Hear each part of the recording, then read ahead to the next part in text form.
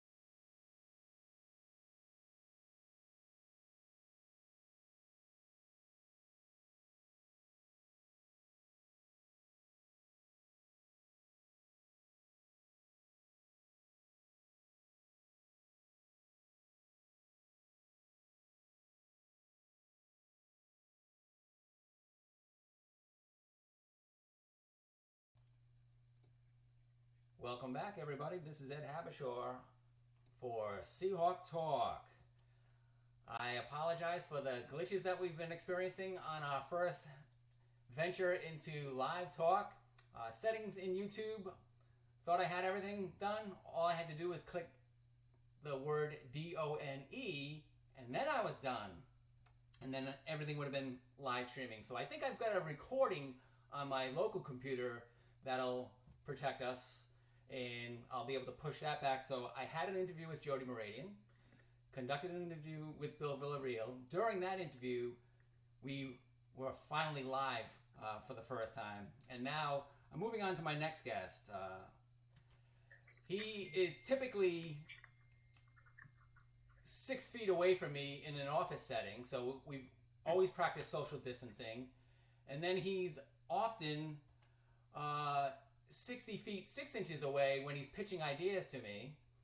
I just like to get the puns in there, and now I want to welcome in our very next guest. He's our head baseball coach, a great friend, somebody who was there for me in one of my toughest times ever, 12 years ago. He remembers that. I'll never forget it. And very successful head baseball coach at SalveAthletics. 3 conference championships in the past 4 years, and add onto that an ECAC title the very last year that we ever participated in the ECACs.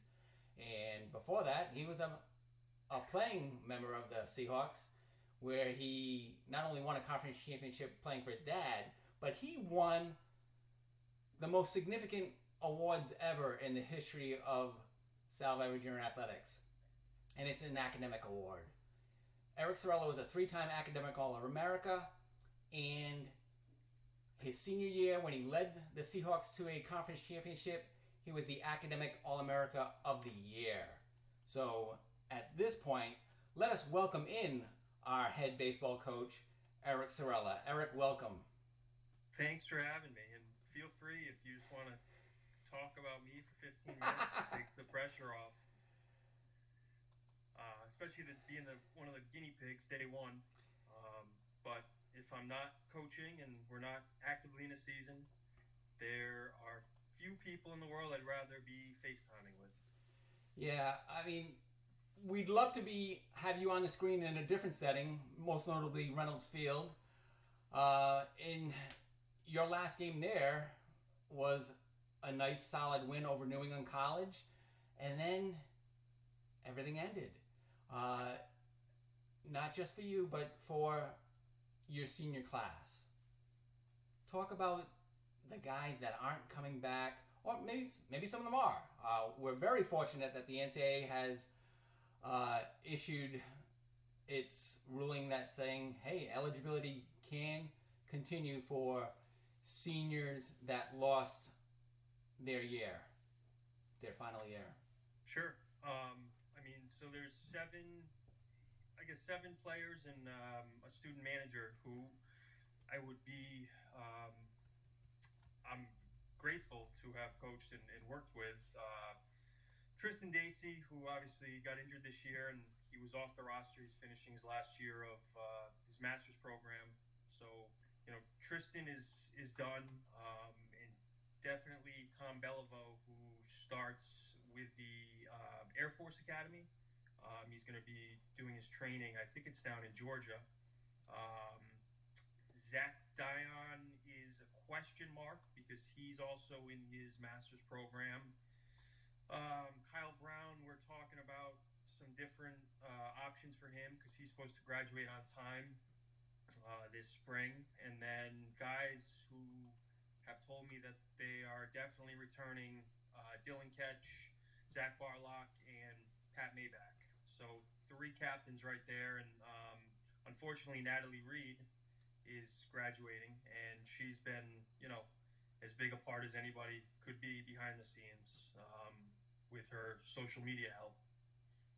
So those are the 8 people to recognize. And talking with you earlier, what they've meant to the program, and the first thing that comes to mind for all of them is just the amount of championships that they've played in.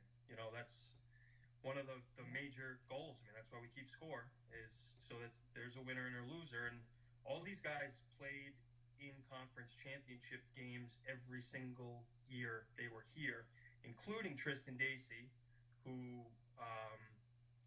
got a chance to play in or, kind of be a part of 3 conference championship wins and 1 defeat. And the other guys who didn't get this year, but were a part of 3 conference championship series and 2 conference championships, 2 NCAA regionals. That was the first thing that I thought of, is just how many, because you recruit kids and you tell them, hey, I think if you come here, you're going to get a chance to play in a bunch of championships. And that's the goal. And, it's kind of cool looking back on the conversations we had maybe 5 or 6 years ago with some of these guys and their parents, and certainly lived up to the expectations. And, the next thing that would come to mind would be all the different facility upgrades that these guys have seen over the course of the last 4 years, because in freshman fall ball, we didn't even have dugouts. So R&R construction was literally, putting in the cement and building the dugouts from scratch. So they got to see a complete, resurfacing of the infield, new dugouts, backstop, and now we're at the point, where it would have been nice to continue seeing those broadcasts with stadium seating, and a nice, fence that's down the third base line from the dugout all the way to the cages. So, and there's a lot more, but right. It made for some nice pictures in our limited time this year. That's all new footage that we had this year, including what we're showing right now is Noah Carrero with his call of the first at-bat for Justice Welch. Which turned out pretty well. Yeah. I'm glad I gave him the red light on the 3-0 pitch just so he could time up the 3-1 pitch perfectly. You had a perfect 13-0 victory that day. Not just in the outcome, but what you put into it. It was a cold day. Sure. And you got so many players into that very first game, Justice being one of them, and Justice was served when he launched his home run into deep left field, his first ever swing as a collegiate batter. Mm-hmm. Yeah, that worked out great. I mean, talk about just how difficult this was, for everybody, but we had such a fortunate spring weather-wise that we were able to get the field ready, and the playing surface was really outstanding. So to host the game March 1st, and then the next weekend to go away and beat Oswego State, who has been in 2 World Series in the last 4 years, and then Arcadia, who's we faced once in a regional and who's been in the regionals a bunch. Corey Poplowski with the 5-0 complete game victory against them. Yeah, I remember that very, very vividly. Great way for him to go out, kind of, eerily reminiscent of the way Will Ginsburg went out against Keystone. Just, doing his thing out there, and that's really cool to look back on and think about. Something about those Pennsylvania schools in the NCAAs. I mean, you would think that was the case when they shipped us off to Pennsylvania in 2016. And it didn't work out. That was our shortest stay in a regional. You got your feet wet. Right. Yeah. But yeah, it just we were just starting to see, I think, the depth and the talent that we had with even, a Ryan Gracial getting a start and hitting a home run. Freshman Tyler Cano, Matt D'Amato, Joey Iskandon. Speak about Iskandon. I couldn't believe it when I got that box score back. Sure, and he's that guy that, he doesn't look all too intimidating. He's 5'8", 5'9", and movement. Yeah, movement, change speed, Location. good change up. Yeah, and but he's won his whole life, so it's a little bit, not exactly like Pat Maybach, where I don't think Joe will ever be that sort of a dominant swing and miss pitcher, but Joey's won his whole life, and he's won at a really, really good high school in Christian Brothers Academy, and got a chance to come in and strike out the last 9 or 10 batters of the game, which was super impressive. Excellent. So, you feel bad for everybody involved, but the last thing I said to the guys is 2 things. 1, picture the worst thing in the world that could happen to you. This is not it. And when we are all back together, at some point, we're going to be better than ever. And I think both of those things are very true. Well, I want to thank you for your patience in joining us. It happened after the 3:30 prescribed time, but we got you via FaceTime. Hope that worked out well for you. You are our 3rd of 4th guest. It's so appropriate because you wore number 3 as a player. Didn't always bat number. Did you bat number 3? No. You were the leadoff hitter, weren't you? Yeah. So maybe next time we'll have you as a leadoff hitter. But I'm leading off on the first day, so. Yeah, there you go. Well, appreciate having you. Good to see you. You look great. Stay in great shape. Tomorrow we'll have Tom Blaney on in the first spot, so everybody should tune into that, and that way we can all benefit by learning how to stay fit in the shutdown time. Sounds great. Thank you for having me, Ed. Thanks, Eric. Take care. Bye-bye. Eric Cirella for SalveAthletics, joining us on the SeahawkTalk show, our very first episode. We'll take a short break here and be back with Jannelle Iaquinto.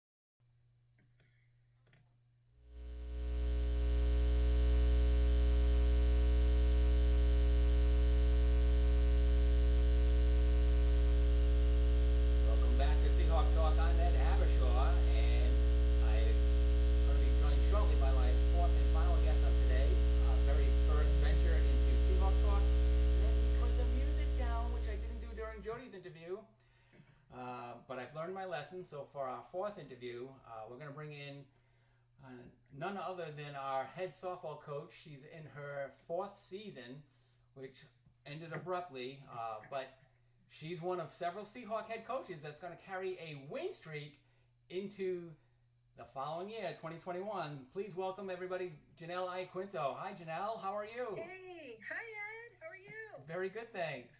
Good. You had opening day on Wednesday, March 11, and on that day, Andy Nelson, Commonwealth Coast Conference Pitcher of the Year for 2019, was your opening day starter.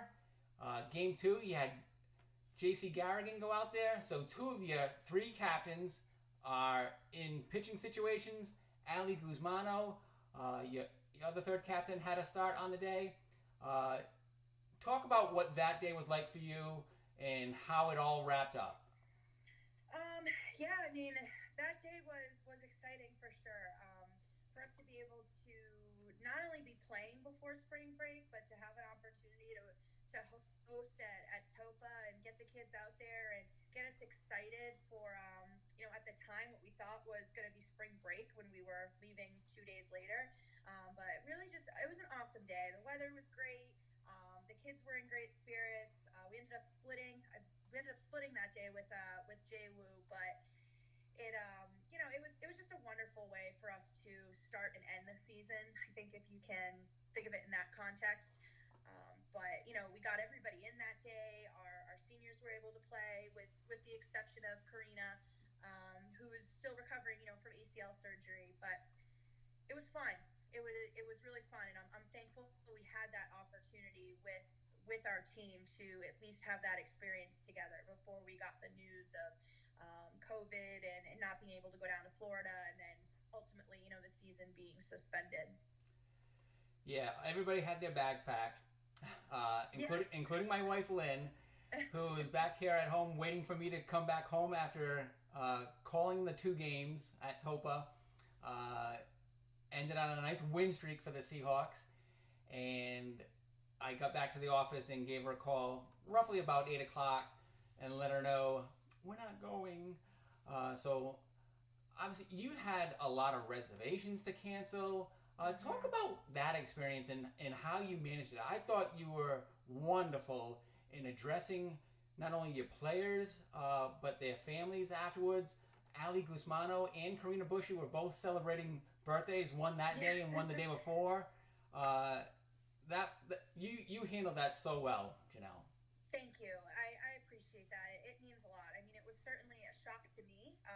We were playing in the doubleheader, and at that point, I kind of approached you while I was making the lineup for game 2, and I'm like, Ed, are we going? And because I had gotten an email and word that we were going, and 20 minutes later it was we weren't. So that whole second game was a weird feeling. I was trying so hard to really think of it as potentially the last game we would play, but I didn't believe that at the time. And to have everything end so abruptly at the end of the game, and here we are winning. We won, and it was wonderful. And then to see Jody join us in post-game conference, and I was really thankful that she made that a priority to come and address the team and let her know, or let them know from her directly that spring break wasn't going to happen. But she was on board, and we're going to do everything that we can to try to give them a season. And at that point, we really didn't know the extent of what was happening or what would happen. And I'm really thankful that the families, and almost everybody's family, I think, was there that day, but that we were able to have a conversation with them, even though it was bad news, but just to address them and to not have to do that over an email. Yeah. Or there's just so much uncertainty, but having birthdays, and there were things that were good that came from that day. Cupcakes. And I'm sure the parents were upset and frustrated, but we're all going through this together. Yeah, the cupcakes were good, weren't they? The cupcakes were great. I mean, I have to give the Guzmanos a huge thank you. Those cupcakes are awesome. They tend to bring really good donuts and cupcakes for us. And all the parents, everybody was wonderful. We were all excited to go down to spring break, and they're so generous and thoughtful. And supportive of everything that we're trying to do here with Salve softball. So there's always snacks, there's always smiles, and I'm just really appreciative of everything they've done for the 4 years that I've been here, and I know we'll continue to do as we grow the program. Yeah, these seniors came in as freshmen.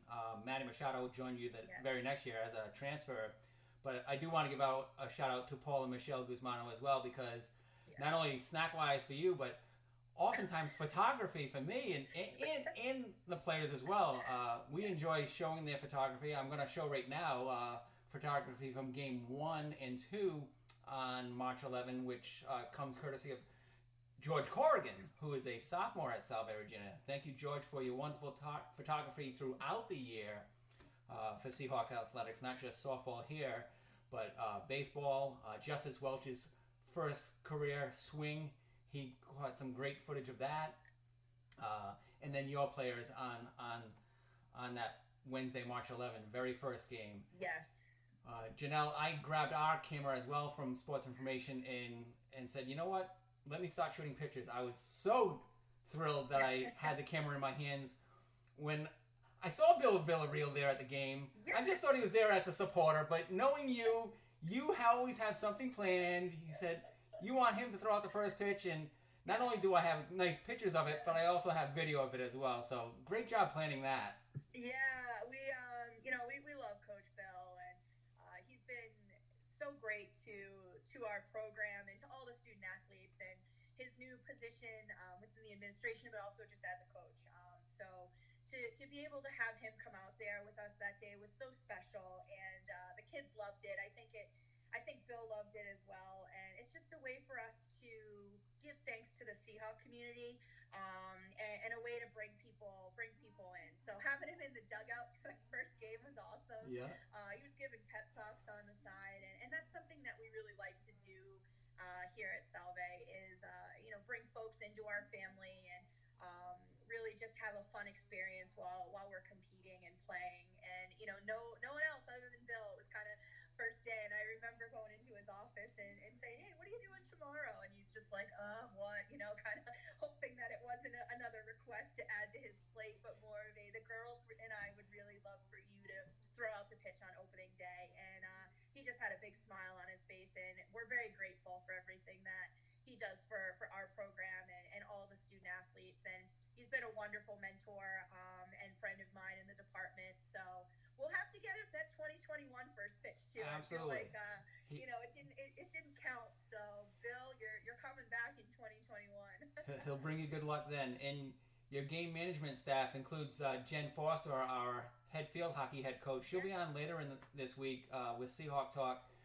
But the three of us were part of a walkthrough with you to go over Topper and the layout before the opening doubleheader on March 11.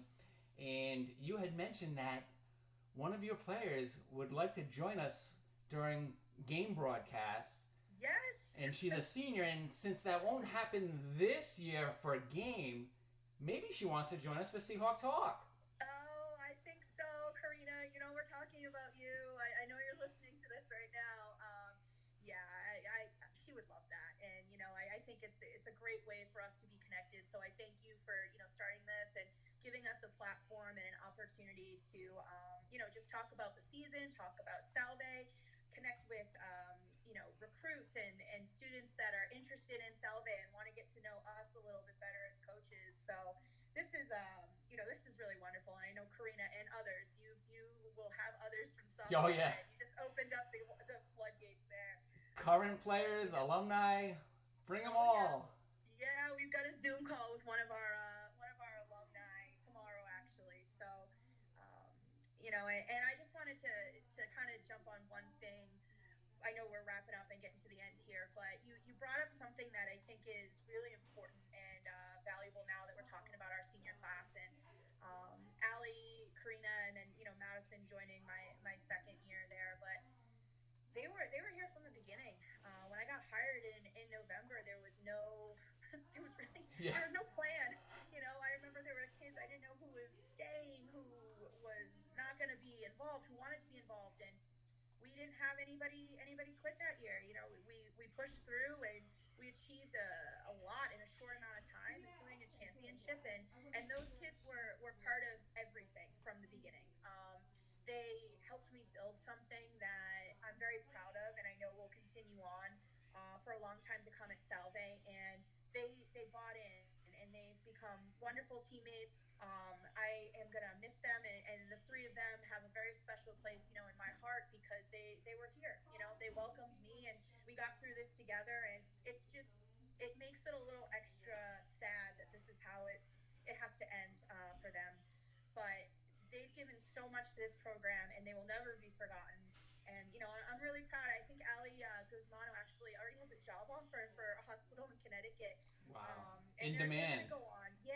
They're going to go on and do really tremendous things. And it's been a blessing. And just to find something positive in a lot of this uncertainty and a lot of this sadness right now is, I'm really thankful that I had those three really build this program from the ground up. And I know we've got a lot of kids coming in next year and a lot of interest in the program. And it's those kids and all the classes that I've had before me that are responsible for this. And we're trying to celebrate that as best we can while we're all sad and missing softball this season. Yeah, you always say once a Seahawk, always a Seahawk. That will certainly hold true for class of 2020 going forward in every class of South Virginia students and athletes. But I want Karina's dad to come back as well, because I know, they're so great. he hovers around the broadcast area during games, and whether it's me calling the game or a student or Andrew calling the game, love hearing his enthusiasm and his energy, and I know where Karina gets it from. Yeah, I just can't you see him? He just when he's in the outfield, hit it here, JC, hit it here. I'm a target for you. I have to tell you that our parents are incredible. They're very supportive. They're fun. They bring a lot of energy to our games, and they've really raised tremendous young women. And talking about Karina, where she gets her personality, I really enjoy seeing them at games and having them come out and be a part of our family. And I know that's only going to grow in the years to come here. But yes, we're going to keep pushing. Yes. Well, thank you to you, to Jody, to Bill, and to Eric for joining us on our very first episode of Seahawk Talk. I told you guys ahead of time we were going to have some hiccups, and they're mostly my hiccups. We got some settings to figure out. We finally did get live.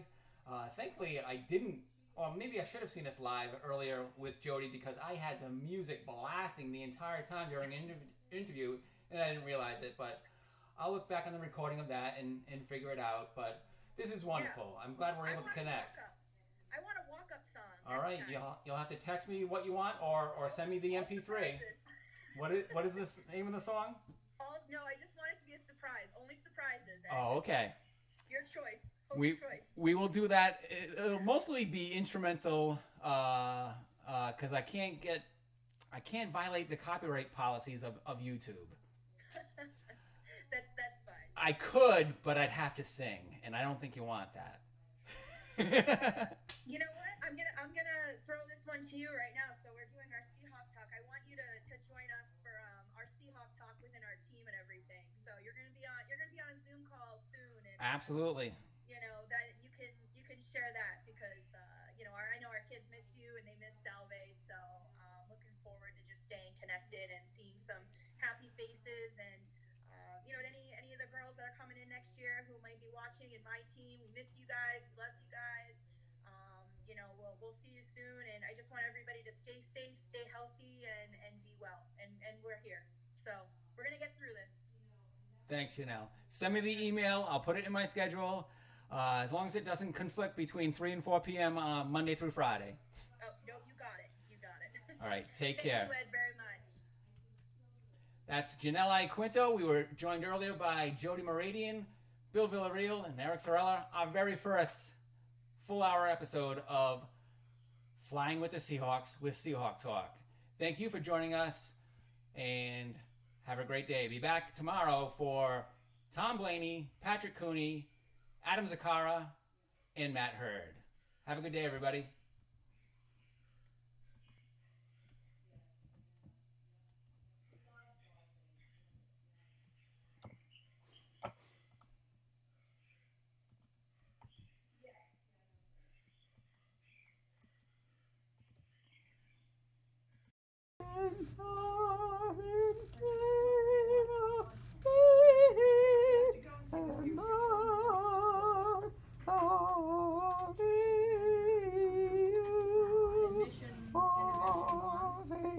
Mooradian.